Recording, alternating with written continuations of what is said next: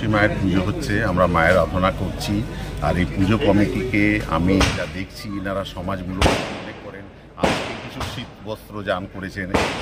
কোভিডের সময় এনারা শুনেছি ওরা বকখালি এবং দীঘায় গিয়ে অনেক সমাজমূলক কাজ করেছেন এবং খাওয়া দাওয়ার ব্যবস্থা ওনারা করেছেন। তো এই সন্তোষী মায়ের পুজোর সাথে সাথে এই যে সেবামূলক এবং সমাজের যে এনারা কাজ করছেন, ওই জন্য কমিটিকে আমি ধন্যবাদ জানাচ্ছি। আমি মায়ের কাছে প্রার্থনা করব, হে মা সন্তোষী, যেন সবাইকে সুখে শান্তিতে রাখুন এবং সবার মনোকামনা পূর্ণ করুন। সবাই ভালো। আমার নাম কমলেশ সিং।